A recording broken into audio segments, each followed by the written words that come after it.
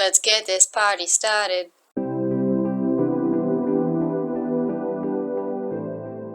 Today we're talking about vulnerability. I know it's a really deep topic and there's a lot to unpack, and it's just me kind of just spouting out, but there's just an introduction to get you thinking and all of that fun jazz.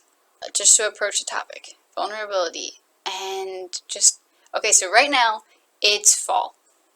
Here where I'm living right now in Virginia, the leaves are starting to turn and it's just beautiful, and the colors are surrounding me, and I mean it's just like half and half. There's still some summer green, but it's like you've got all this beautiful color, and it's hoodie weather and it's great. I love fall. But what's the irony of it? All this beauty is coming from the fact that the leaves are dying. The beauty is coming from the fact that the beauty is coming from death. That sounds really sad and really intense and really dark, but it's true. The leaves are falling because the leaves are changing colors, and they're falling because they're dying.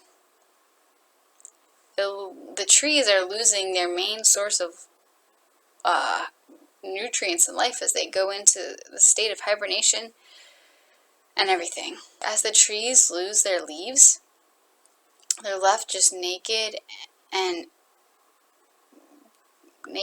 vulnerable, and as the days become dark and cold. So it seems like when the life source, or what the leaves that make the nutrients for the leaves, when the days are becoming darker and colder, when it seems like you would need leaves the most, that's when the trees lose them and they become vulnerable and just kind of naked and bare. Now, I'm making this analogy to vulnerability and how it is in our lives. The same goes with us. Before the trees were the full living and beautiful and lush and green and alive, and it was just wonderful in the days of summer. And now it's getting cold, they're losing their leaves. And in our lives, it's that way as well. And it seems paradoxical, but it's the best way to live. You got to be careful, of course, with vulnerability, but it's the best way to live. Because being vulnerable is actually how we're originally supposed to live. The vulnerability of being naked and being just seen as we are. If you think about back in the Garden of Eden, they were naked without shame because they knew who they were. And they weren't afraid. Adam and Eve knew who they were. Man and woman knew who they were. They weren't afraid of who they were, and they were okay with that.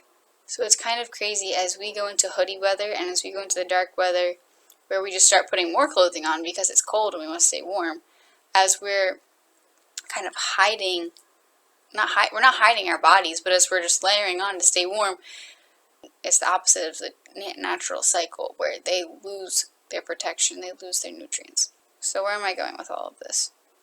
The beauty and the dying. There's beauty in vulnerability, there's beauty in death. Vulnerability comes from the word meaning to be able to be wounded. And even that in and of itself, it's scary. Like, I don't want to be wounded. It's self-protection. But we're not made for self-protection. We're made to be known and loved as we are. And if you think about the word beautiful, just like what it sounds like, be beautiful. Be you fully.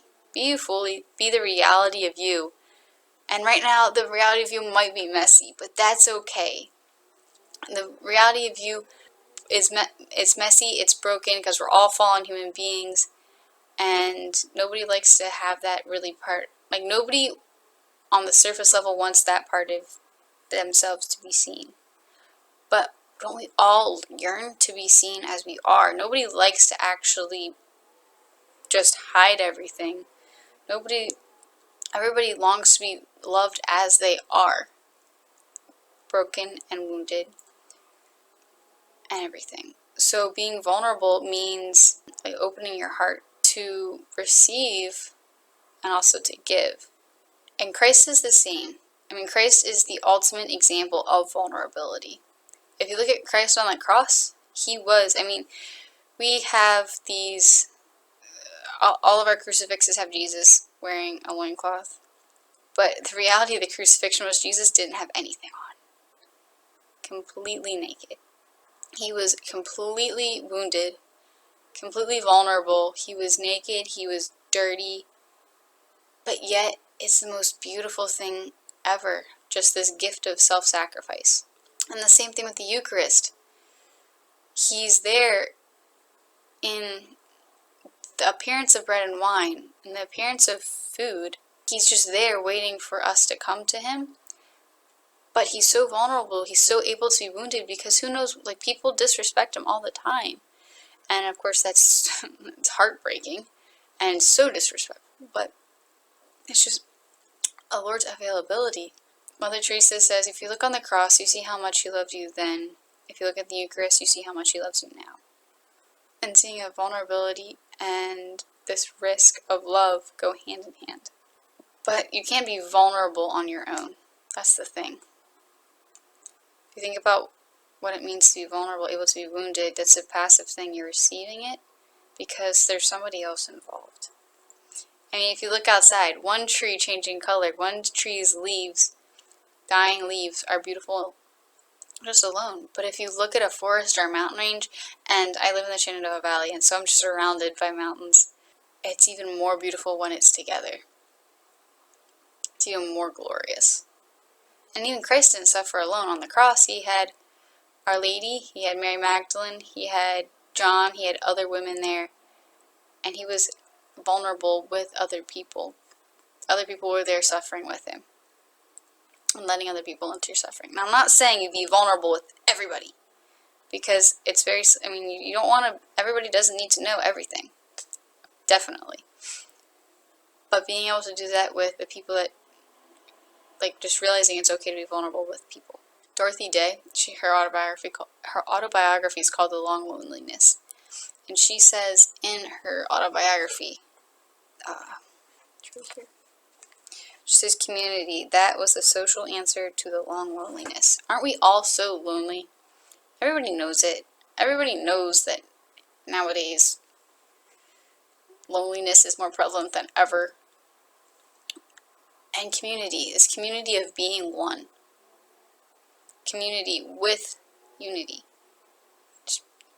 That is the answer to the ache and the hurt and the pain. Aristotle, we're going back to I know I've mentioned Nicomachean Ethics a lot, but we're going back to Aristotle and Nicomachean Ethics. Friendship is the greatest good that a man can have, aside from God. So, of course, friendship with God is the greatest good.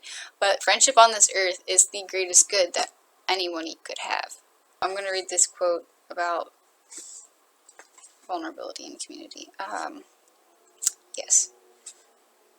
But I think just kind of addressing the idea of vulnerability in your life and just letting yourself risk being wounded, obviously in a very safe area, but at the same time, don't self-protect. Because if you self-protect, your heart becomes closed and numb, and this is, I'm paraphrasing C.S. Lewis, but if you don't love, if you don't give of yourself, and if you don't receive love, your heart just becomes numb and cold and dark, and that's not what human beings are supposed to do. Human beings were made for self-gift. They were made to love and be loved, just as God. God made us in our image.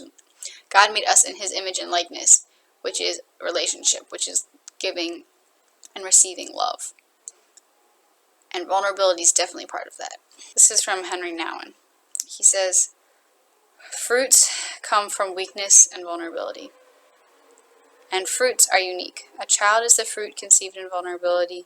Community is the fruit born of brokenness, and intimacy is the fruit that grows through the touching of one another's wounds.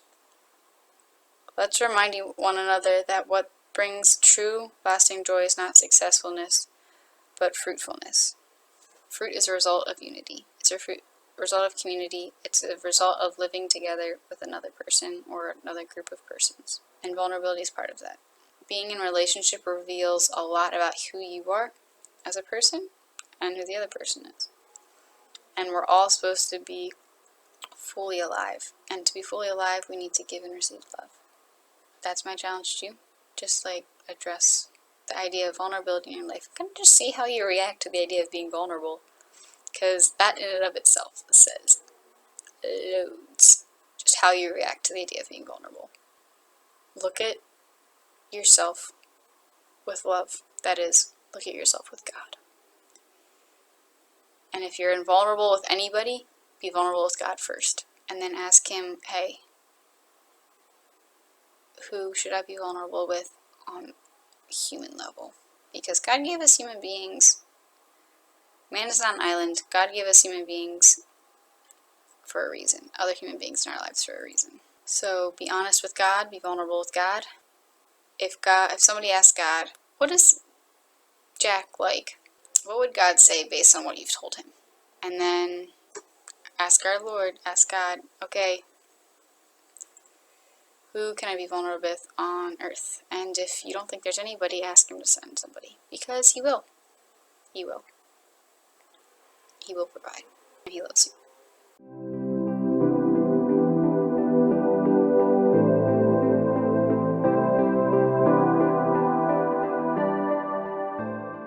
Thank you for watching. I hope that just makes you start thinking deeper about this beautiful, beautiful idea of vulnerability and beauty and death and everything combined. If you have any comments, questions, concerns, thoughts, feelings, desires, just let me know in the comments and I'll do my best to respond to them. And as always, get holy and have fun doing it with other people.